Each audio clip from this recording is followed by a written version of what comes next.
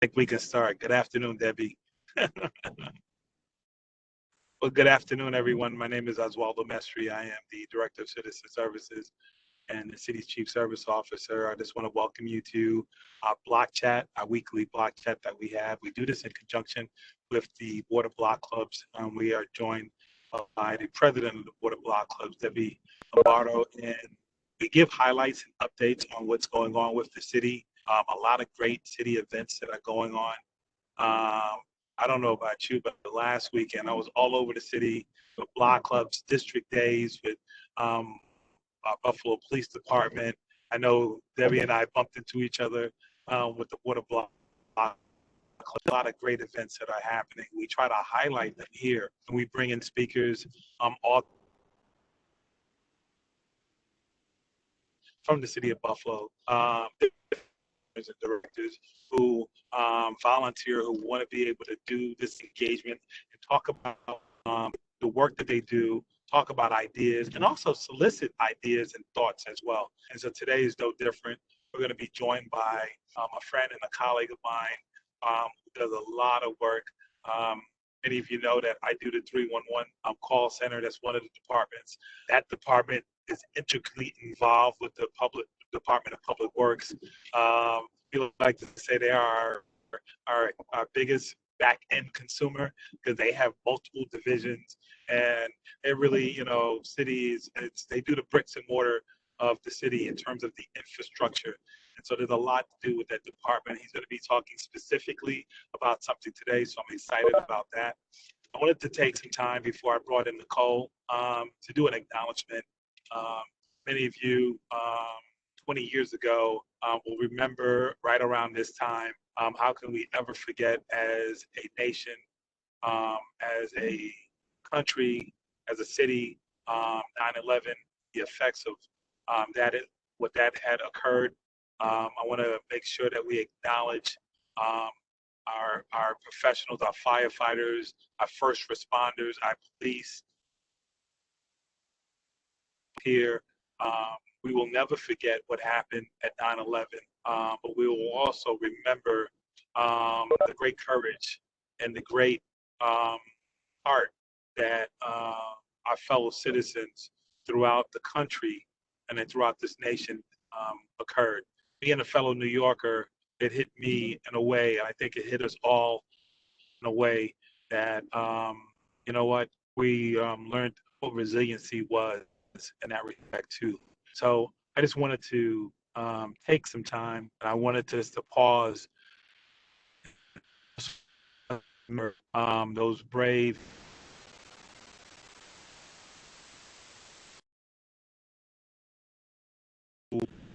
at three different sides lost their lives. So I just wanted to pause for a second.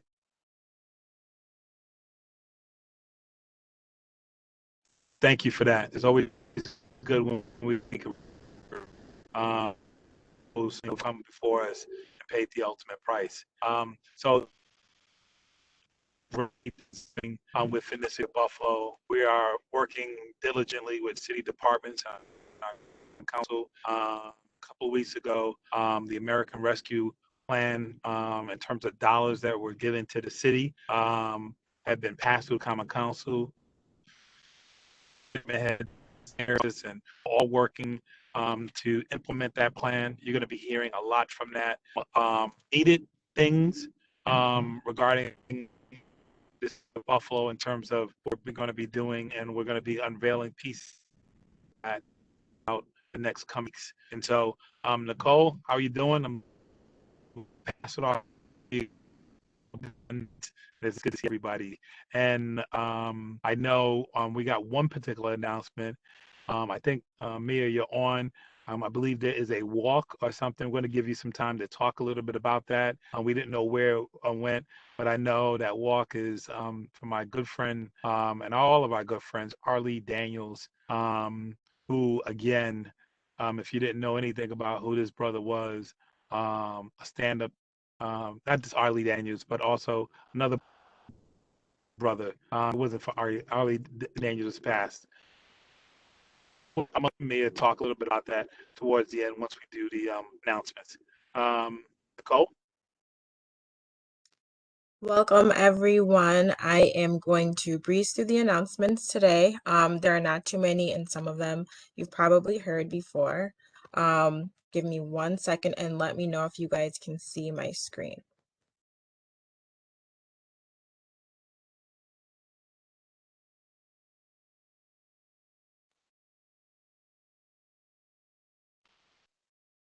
Are you guys able to see my screen? Okay, Yes. perfect. So we just want to start with reminding you guys, if you need help with emergency rental assistance, please visit standupbuffalo.com or call 211 for assistance with that. The City of Buffalo can help. Of course, Buffalo announcements. So this is going to become increasingly important as the weather changes. You can get PSA announcements by texting Join Buffalo to 30890 or texting join parking updates to 30890 for the parking updates that will be coming out, especially when the parking restrictions start to happen. Of course, the mayor has a radio show every Sunday at 1 o'clock, Talk of the Town. You can tune in by watching it on Facebook, Power 96.5 or WUFO. We here in the Division of Citizen Services are accepting applications for Vistas, AmeriCorps Vistas. So if you know anybody who might make a great Vista, please pass their name and information along, or if you are interested, please apply online. The bulk trash schedule, fall collection is out. Coming up is the Lovejoy area. We ask, obviously, of course, please put your garbage out on the Sunday before the collection, so that way when they come during the week, you will be covered. If you're looking to start a block club, you can contact the Buffalo Board of Erie County Board of Block Clubs. The email is bobcbuffalo@gmail.com. Their phone number is listed, of course, and you can also visit them on Facebook and Instagram and reach out there as well. So there are a few events coming up. Family Movie Night is happening on September 17th. They're featuring Mulan at the Riverside Park from 8 to 10. There is the Fillmore Family Weekend at the Buffalo Heritage Carousel at Canalside, September 25th and 26th from 11 to 1. Free rides on the solar power carousel and free ice cream. And then E for All, which is been hosting workshops for turning ideas into businesses for leaders and entrepreneurs, is hosting a pitch contest on Wednesday, September 29th, where you can win prizes, cash prizes to help kickstart your business. And you can register for that on eforall.org. If you're interested in e-bikes and learning more about the e-bike initiative, where you can borrow an e-bike free of charge, you can visit esbcbuffalo.com and find out more about how that works. And if you are in need of help replacing your roof, there is partial grant funding available through October 15th through NeighborWorks Community Partners. You do have to have qualifications met, and there are certain projects that will be covered. And you can find out more about this on nwcobuffalo.org. And that information will be in the chat box. There is a walk in solidarity to honor Neil Dobbins, September 25th, and to talk about the Tia Hart Amendment. And so this will be at East Ferry and Fillmore to MLK Park. And as Oswaldo mentioned, Mia will talk a little bit more about this. Additionally, still happening is Beats and Bites at the Broderick. Food trucks, local vendors, favorite DJs, music performances. This is every Thursday through September 30th from 4 to 7. You can still get fresh produce at the mobile farmers market at the African American Heritage Food Co-op every Friday from 10 to 2. And of course, the mobile market will be at Jericho Road Community Health Center at 11:30 a.m.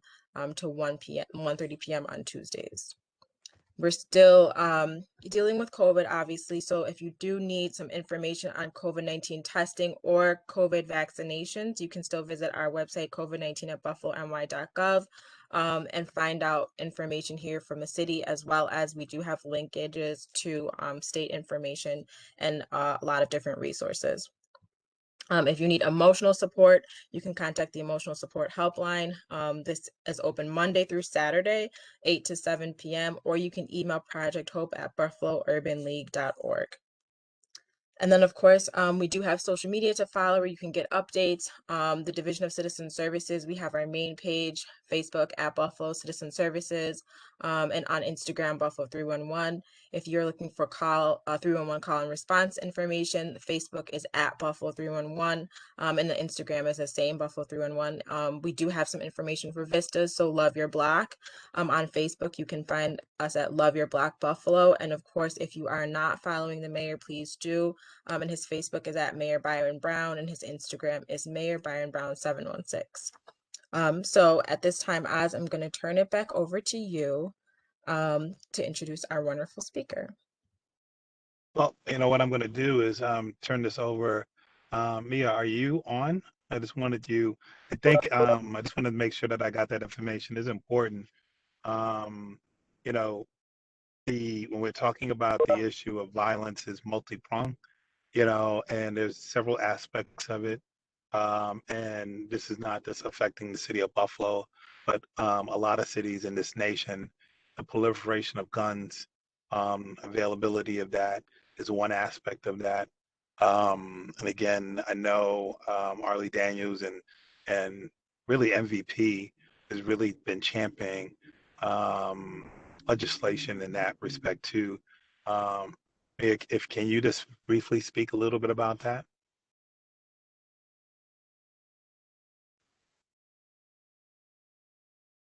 Thought she was on. I'm sorry. I thought she was on. Okay. Well, multifaceted in terms of programming, in terms of um, this, daily living of cities, and we can't take for granted the infrastructure needs, the needs that we have as residents, as citizens, as homeowners, and the wide reach that the Department of Public Works has within city government in that respect too. And so, very, very important. I wanted to matter of fact, he volunteered. He wanted to come and speak. There's actually a couple particular programs that Public Works has been working with block clubs and residents. One is dealing with the speed humps, and there's an official name. I'm gonna let him call it that. And he's going to talk a little bit about that, and then how he has done engagement. But really, he's going to speak, and we'll open it up to questions. We're recording this because we want to make sure that we push information out. One of the things that has been a stalwart of the Division of Citizen Services, whether it be from the mayor or common councils, is really about how do we engage residents and how do we get information out. And so, without further ado, let me introduce my good friend and colleague, Commissioner Michael Finn.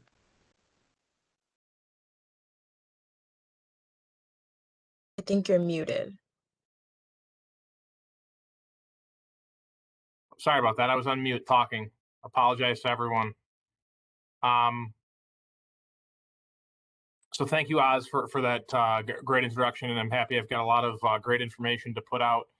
Before I get into that, there was an attendee, Linda Henderson, who mentioned that she would be interested to speak on behalf of the March and MVP. Do you want to jump into that first, and then I can do my presentation? I think you're muted, Oz.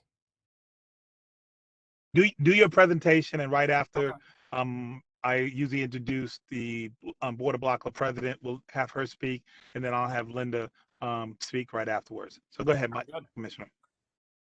Okay, well, thanks again, Oz, and thank you everyone for attending today.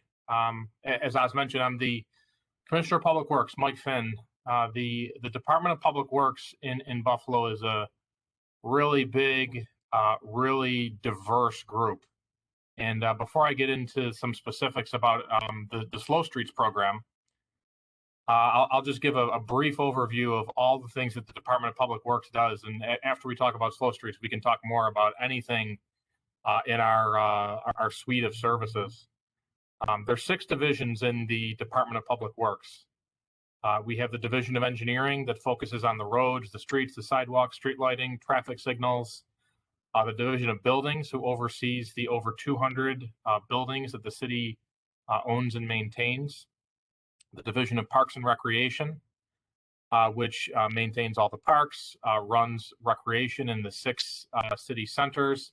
That also includes the forestry group. And I see we're joined today by Ross Hassinger, the city forester. I wanted to recognize him. Also, the Division of Water, that's your utility that provides all the water service.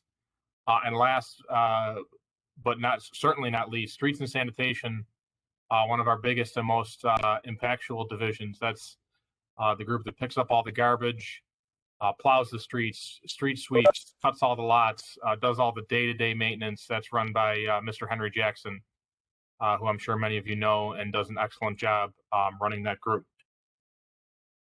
So what I wanted to first present today and give an update on is the Slow Streets program. As Oz mentioned, it's commonly referred to as the speed hump program, because what a lot of folks have been looking for and are excited about is the introduction of some form of traffic calming within their neighborhood. And one of the simplest ones that we can do is just putting in speed humps. It's something that folks have been talking to us about for years.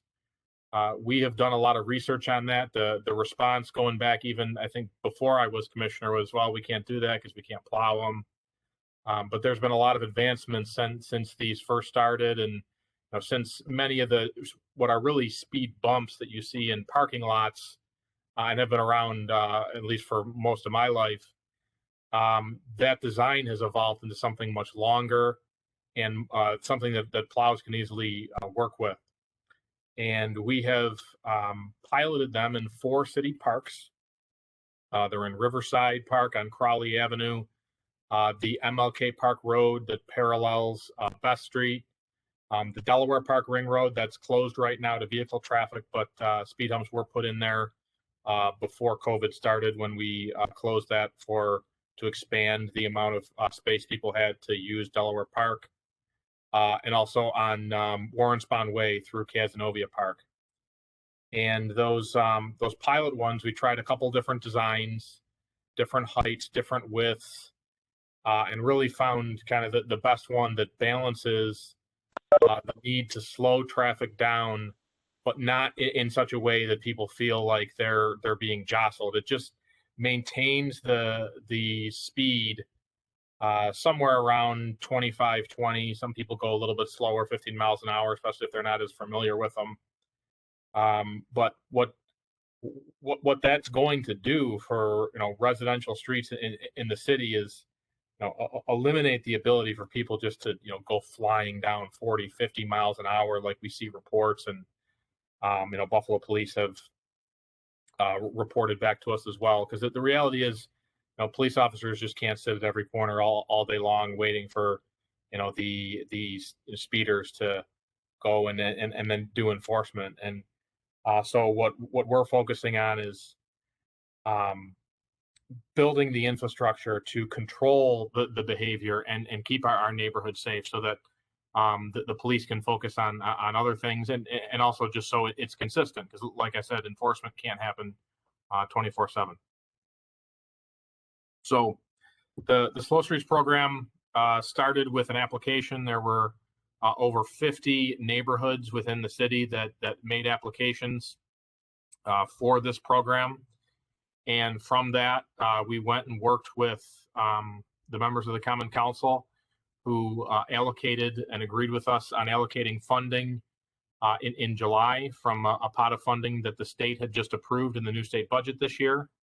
So that all of the over 50 locations could be approved, and we could then focus on doing the implementation and finalizing the public outreach.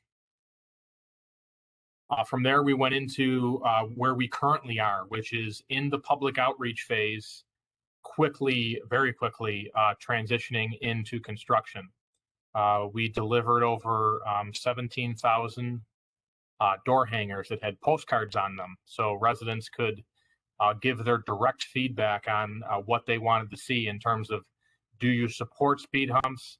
Do you want us to think about and talk about other types of traffic calming measures that could take place that will also control speed, but they're not specifically speed humps? And the third option in that survey was, I don't think that my neighborhood needs traffic calming. We got over 2,300 responses to that survey. As you'd probably imagine, there's certainly a lot of support for specifically for the speed humps and definitely for traffic calming in some way, shape, or form. And So, Commissioner, I wanted to, yeah. not to interrupt you, wanted to say how important that was. I do know that there are some folks who, there was some thought, and I know you spoke to specific block club leaders said this was an extra step, but this was, well, we put an application in, and we told you where we're at. And I think it's important to say that when it's a major effort, there's a large amount of dollars to physically change something, and we wanted to make sure that that capacity was still built there, that we wanted to make sure that residents understood. You don't want to put something on the street and somebody says, oops, we don't want it, and there's a mistake or there's whatever. We do understand that people put the application in. We were affected by the pandemic, so there was that was a year and a half lost right there too. Yep. And so even with putting out those flyers, we still got immediate response. We still turned it around, and for the most part, positive response. But you'd be surprised. There's some people who said they wanted it and had a change of mind and wanted not the speed bumps, but an alternative motive of traffic calming. And so it's definitely about speed bumps, but there's other bump outs, there's other different things that you can do to do traffic calming measures. I just wanted to say that. Yep. Thank you, guys. That's a great point. And there was, I think, two main things that drove the desire for the public outreach effort. The first, time has passed. Certainly, people changed minds, circumstances changed, COVID changed a lot. The other is the initial applications. We got, depending on the block club, anywhere from 50 to 25 responses. And when we looked at the applications that came in, sometimes they'd be from 2 or 3 streets. But when you look at a map, you need to expand that so that, I put speed humps on my street. I don't want to displace all the traffic to my neighbor's street, and we're just playing whack-a-mole down the block. We designed it so that the final product would go on multiple streets. So really there would be nowhere for the speeding to go. And there were a number of people who weren't part of that initial application. And we wanted them to have the opportunity to be educated and provide feedback. And even still, it was very positive response overall, that I would say. But there are some areas who I think are more towards the leaning more or wanting to learn more and consider alternatives before we just rush out and do speed humps. And from Public Works' perspective, we want to provide the best solution, and that where there's consensus in the community. We're not stuck on any one specific application. We're trying to custom make this for whatever the neighborhood thinks is going to be the best solution for them. Yeah, and that's great, because I think in the beginning when we started, we knew, and this was in the very beginning, we had more applications than we had dollars for, right? And so at that point in time, it was picking and choosing. Now with the American Rescue Funds and this other dollars that are coming into the city, and allocating that, we now have dollars to make sure that those who are requesting, at least initially requested a speed bump, we can do something, or with this program, we can do something about it. I think that's an important thing. Sometimes I know as a department head and as you as a department head, we got to make decisions, right? Yep. And sometimes we have to balance these things out. This is a good challenge for you to have. Yeah, definitely, because I've been with the city in various positions for 10 years now. And one of the very common responses, especially when I first started, was, we'll do this work as funding becomes available. I first started in the paving and the sidewalk, and we've increased that funding a lot. We've done a lot of good work on that, but that's a typical response is, we certainly, we agree your street needs to be paved, sidewalks needs to be fixed. In this case, your neighborhood wants speed humps, and we're always saying, well, it's as funding.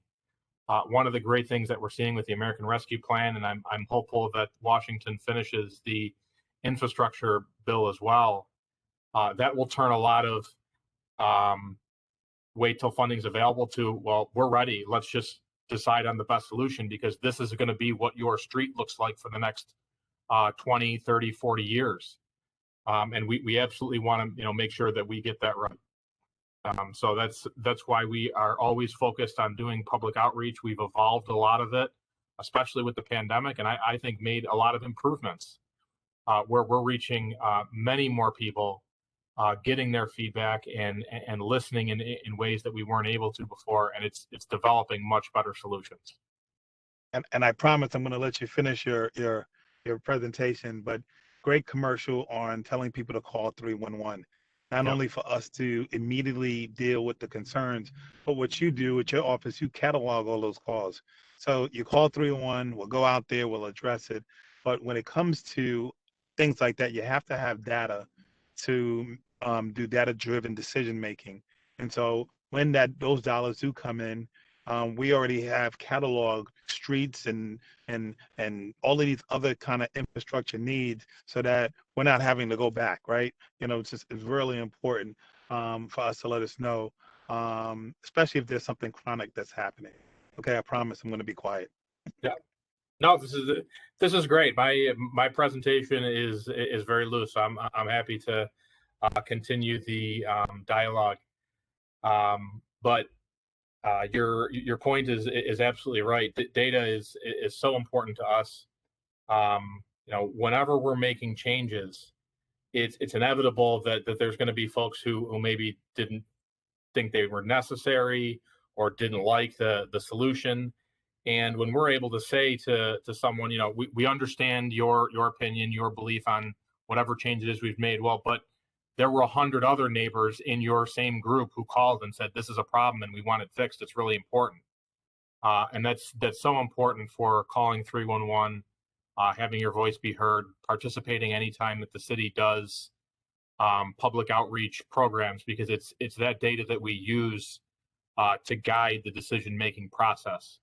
We want to really be as transparent and open as possible, because these are the solutions that we're developing for the community. One thing that I've learned that I think is different from even when I was in the private sector before the coming to the city is that the work that I'm doing is not my work. It's not my design. I participate in it, but it's for the community and it's for the people who live and use the infrastructure that we're developing.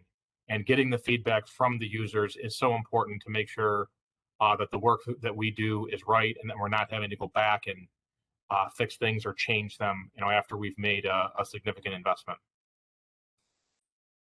So I think where I left off in the Slow Streets program was that we have done a lot of public outreach. We've got a lot of good feedback and are very quickly transitioning into the implementation phase, actually building for this first round of construction of the over 50 neighborhoods, speed humps out in the actual streets that have requested them. We expect to be starting those in the next 2 weeks. And we're looking at the data that we've gotten back, using those, the ones that are all yeses. Everyone's ready to go, good response rate. We'll be using that to guide how we, where we start, and some of the neighborhoods that had responses that were more mixed and might need more conversation. We'll be working with them over the winter to educate everyone on what multiple options are for traffic calming, and kind of doing an iterative process back and forth with the neighbors to figure out what's best for them. And that's not to say that what the solution is might be speed humps after we get through the conversation. It's just that the neighborhood indicated to us that they wanted to learn more. But if after learning more they're still like, what, we got all the other options, still back to speed humps, that's fine. If they want to talk about other solutions, Oz mentioned bump outs, mini roundabouts is one. If there's an area that has a lot of stop sign running, mini roundabouts is a potential a really good option to kind of slow people as they're going through the intersections. There's others as well. Pinch points is where you put a bump out in the middle of a street to actually totally narrow the street and really kind of make it uncomfortable for people speeding. The trade-off with that, though, is you'd have to take up a couple of parking spaces to do that. In a neighborhood where parking on street is at a premium, those wouldn't necessarily be good solutions. So that's why we would go through the process and work with the community to kind of educate them and figure out what they're looking at. So that's the high level of the Slow Streets program. I'm happy to take any questions if anyone has any on Slow Streets. Sure. I do. Yep. Go ahead. Go ahead, please Debbie. do. Hi, how are you? So my question is, our block club, for instance, did a whole detailed thing for Slow Streets. We were informed that we were going to get those little tags. Our area got no tags at all. And my block club kept calling me and everything, asking how come we didn't get it, but part of Lafayette got it. And we were just curious as to, was there just maybe, it was just skipped or whatever, because we did a detailed plan on it. And we were, we got the email saying that it was moving forward and we were going to get the survey. We didn't get any survey at all. So I was just curious about that. Yeah. We blamed it on you, Debbie. So I know, that's okay. I got see these shoulders, they're big. I'll take it all. Right. Now, Debbie, if I can give you a call right after this, Sure. I can figure that out with you. It's likely a mistake, and we can correct it quickly. We did there were a couple where we might have missed a street, and we went back out and just delivered the tags. We have a lot extra, so we can get those on. It's fine. I know, I totally get it. And I just explained that to everybody, that sometimes things happen and we, with everything going out and so many people wanting this wonderful option, which I'm all about. I'm not a roundabout person, but I do like the little things that you want to put out to get them to stop, outside of me throwing stuff at their car. If you can get them to us, great. Just give me a call later. I'll put my phone number in the chat so you can call my cell phone. Great. Thank you, Debbie. Mike, I had another question. Go ahead, Oz, and then we'll get to Mr. Thompson. Okay. I know that there had to be legislation from a state level because it was you just couldn't do this. We had to wait from the state to do the humps, right? And that's one question. The other thing is that was at a block club meeting, and I actually saw that those people who have driven expressways in the 90s and those those things, those grooves where you go and you might have blinked and you kind of lean in and then it reminds you. What is that called? Rumble strips. Rumble strips. Is that even a possibility within the city of Buffalo? So I'll do the rumble strip question first. People have asked us more, hey, can you do the rumble strips? That'll slow people down. And I don't disagree that they would, but those are very, very loud. And you can put them on highways on the 90 because there's no one around. It's all farms and cows, and it doesn't bother anyone. But I really believe that if we tried that in a residential neighborhood, it would drive people nuts, because there's people out at 2, 3, 4 in the morning driving, and you would hear that every time someone went by and hit that rumble strip. Everyone in the neighborhood would be hearing it. So that's not something that we have. That's part of our suite of traffic calming. I can appreciate this. Yeah, this is why you have these conversations, because we understand that residents want things, and you sit down intelligently, you talk, you're like, what you just said, you're right, because when I'm driving, I don't hear.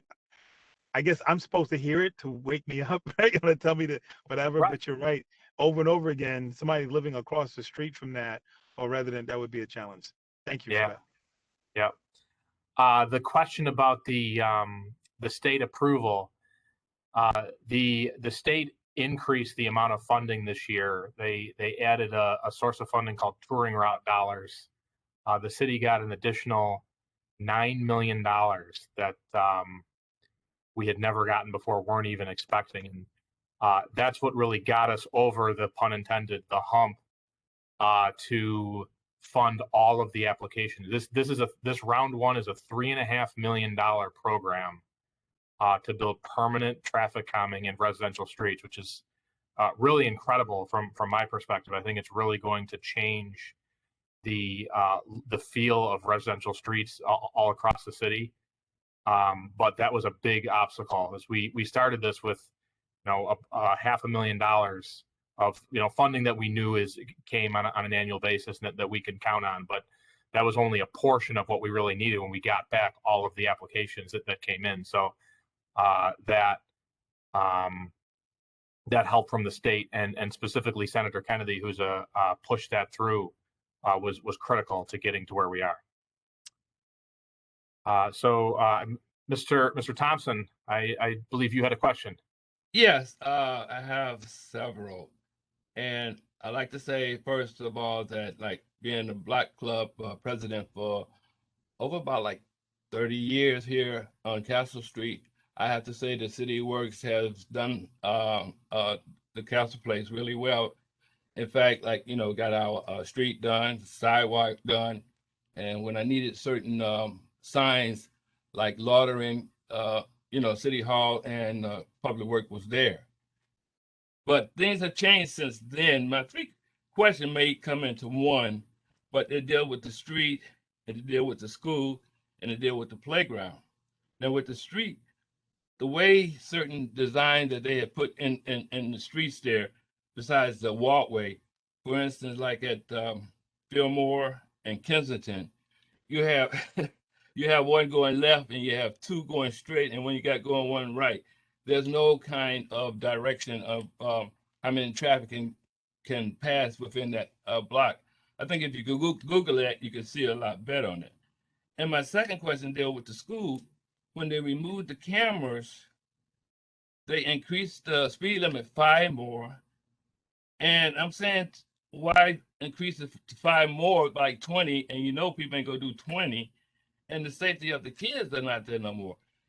Is there any more work that's going to be done to protect the kids during school time when they, on the buses and so forth around the school? Which I thought, like the mayor was saying, everybody needs to slow down. And third of all, the playground. Well, the Duty playground has been there quite a while, and other playgrounds and other areas have been reconstructed. And I was just wondering, are they going to do anything for that playground on Kensington at Dewey?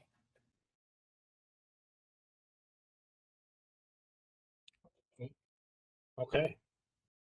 So why don't we start with Kensington and Fillmore? And I'm going to try this. I'm going to try and share my screen and open it up on Google Maps. Give me 1 second.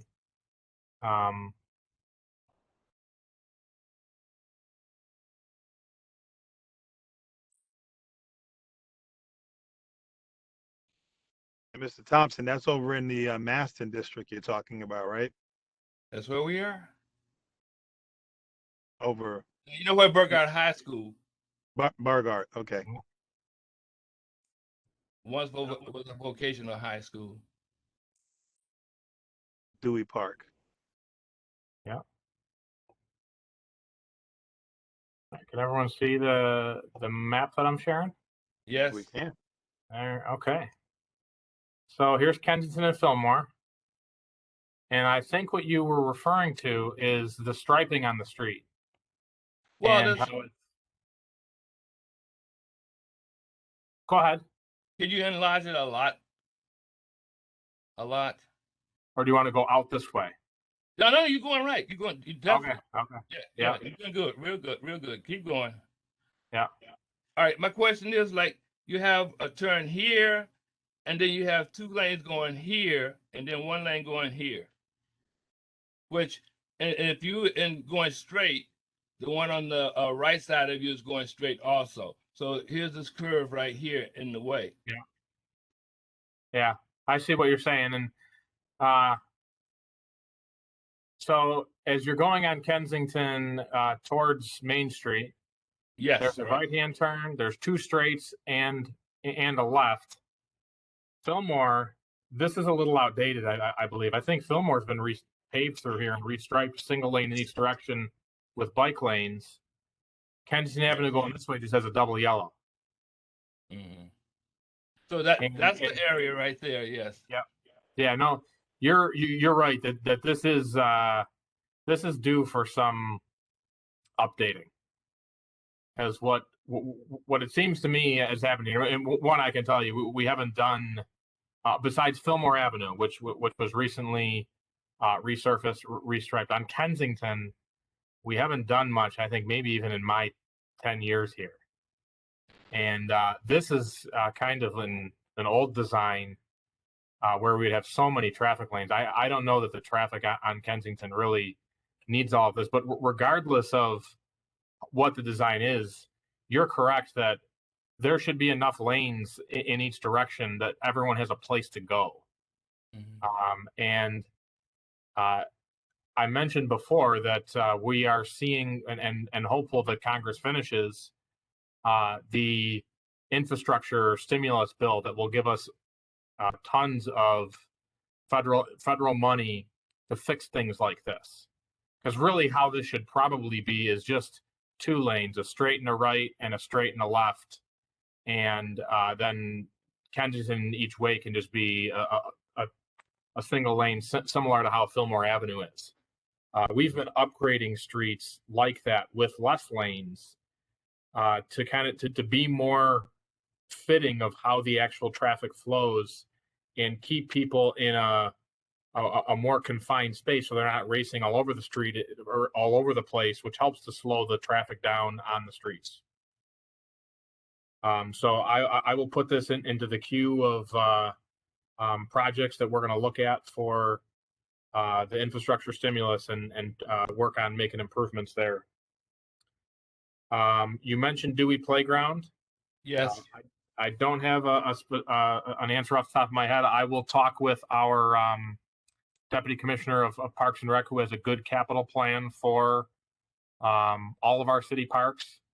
Can you do me a see where Dewey Playground is? Could you do me a favor? Sure. Like where you have this map, could you go all the way down Kensington up to Dewey? yes, up There it is. All right, the playground is there. But and you can see the kids area where they play. That's been there over 20 years in the sawdust and everything else. It's not unsafe, it's I'm really looking up something for our neighborhood for the kids to play in, something new. Okay. So Gotcha. I will pass that along to our Parks Department, get an answer, and we'll follow up with you. All right, could you keep going past Castle Place up to Kensington and Grider? Yep. Mr. Thompson, we Okay. about to zero in on your house. That's okay. I know where I live. But I'm concerned about that little traffic area right there. There's a lump there, and it's uneven.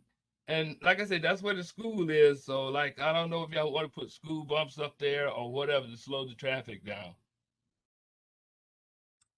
So on Kensington Avenue, Grider Street as well, any street that we consider a main or secondary arterial would not be a place that we would put speed humps on to slow traffic. Okay. Speed humps are a great application in a residential neighborhood, like Worcester and Mendola. There's Leroy is one of the locations that put in an application to the first round. But if there's a bump in Kensington or Grider, it's an issue with the pavement. We should fix it.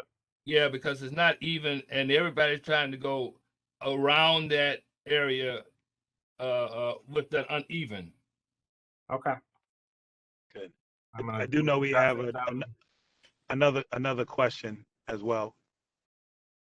Thank you. Yeah. So, Mr. Thompson, what I'll do is I'll make sure that Mr. Finn has your phone number so he can follow up with you. This is the very reason why we have block chats and things like this, because what it does is, direct, make it happen. And so I do appreciate your comments, Mr. Thompson. You're welcome. May I ask a question? Yes, you can. I just would like to support Mr. Thompson. I've lived on Kensington Avenue for 40 years, and that same problem has been there for a long time. And I appreciate whatever Mr. Flynn can do to make that particular area safe for the children.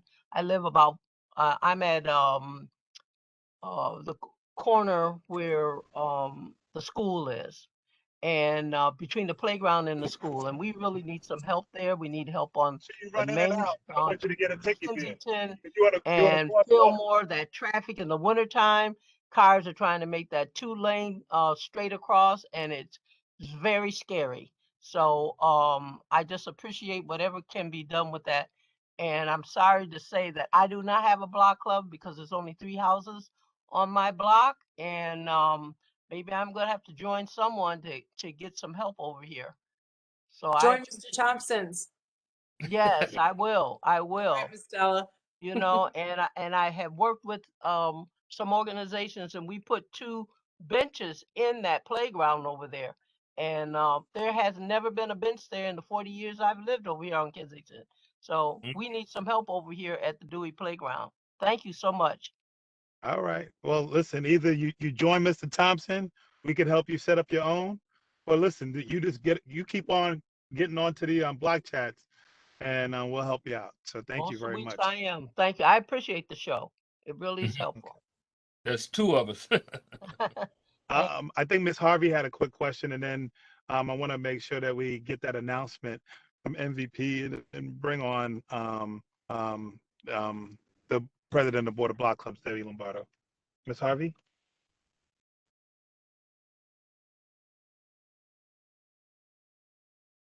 Hello? I think she wrote it in the chat box. Okay, Actually. can you read it? All right. Yeah. I have a question about the Kensington and Main Street project. I also want to know if the Monticello Ave off the 198 exit was approved for street humps, and when will the project get underway for improvements for new lights and cameras? So the Kensington and Main project, sorry if I'm making everyone dizzy. I remember the Kensington and Maine. Yeah. We spoke at a block chat, and I think it had to do with the signaling over in that area. That's right. And I'm trying to think if I can pull up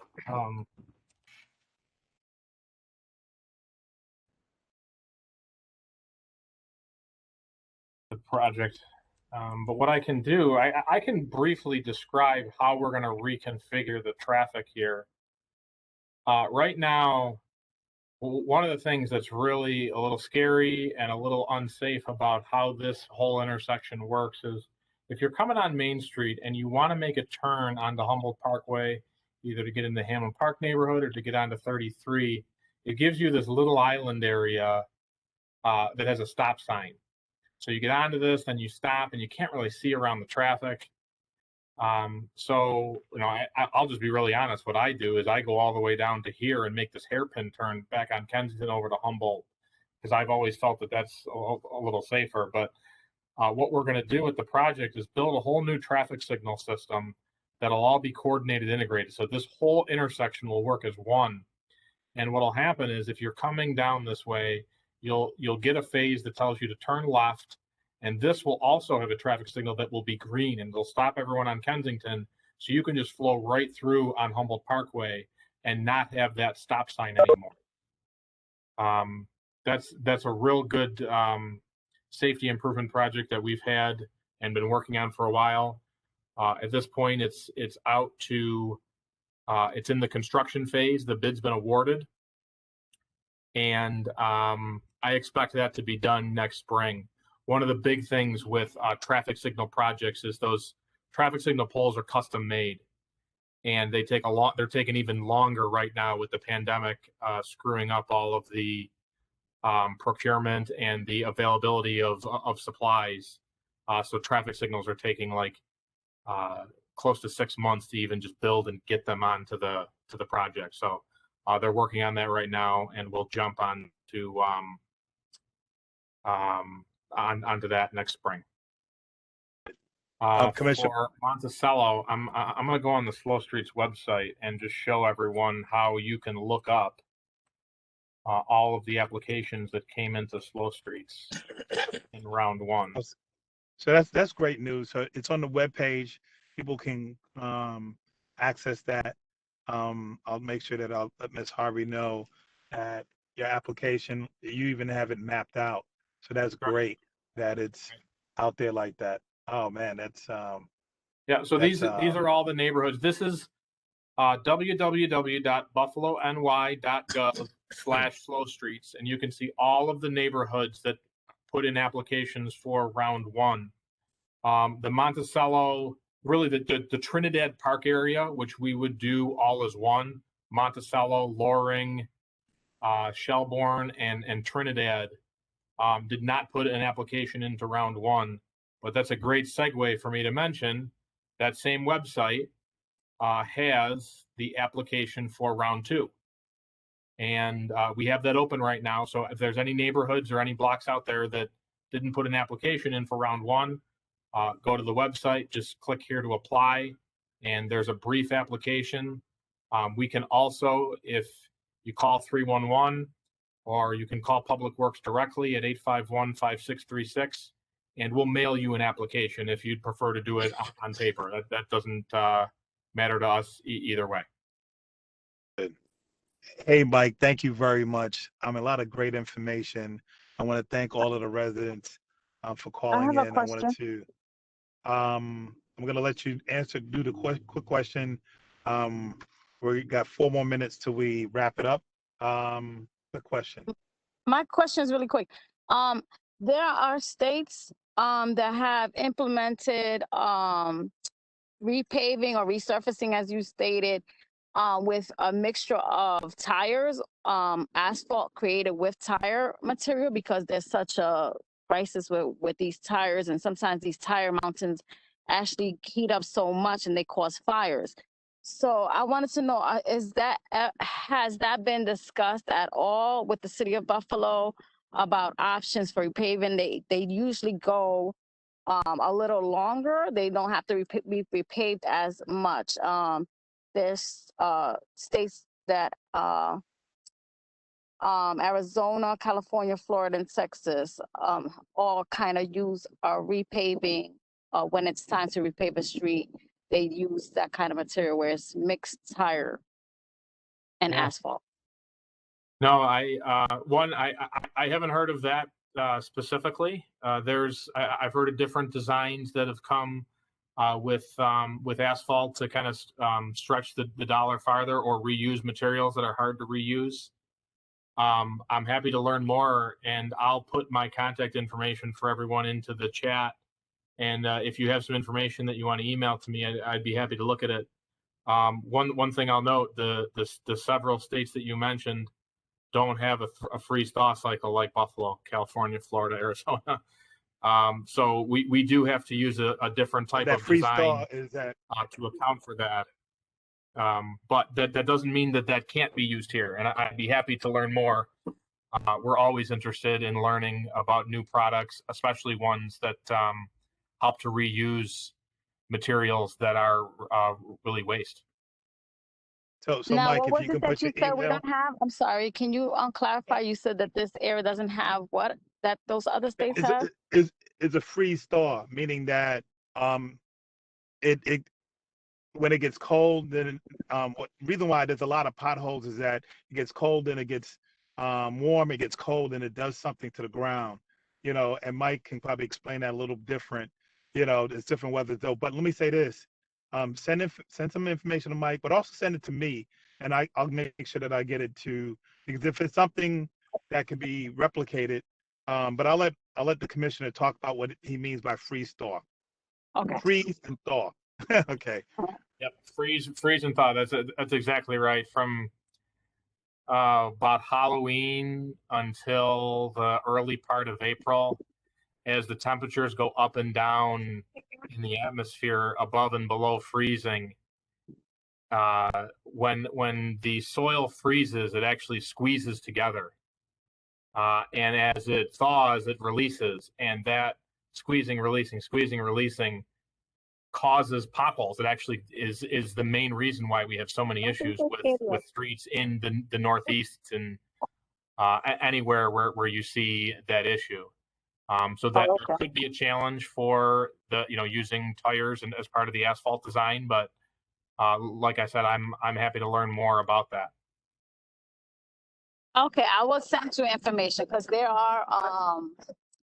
are several different mixtures that they've created over the time, and this has been happening since the 90s in different Yeah, states. let's look at it. They have developed different ways, a different different mixtures so that it can work with different areas. Okay. Right. Send that to the commissioner. Thank you. That's good. That's good stuff. Commissioner, thank you. Hey, thank you to everyone who had questions. Commissioner, looks like we have to bring you back. You went straight to we're at our limit. I wanna bring okay, we'll bring you back, Commissioner. You have such a big department. This is fun. Bring me back. We'll share screens with the map and go from there. And Debbie, I'll give you a call about 2:00. I got to jump on another meeting right now. But as soon as that's done, I'll give you a call.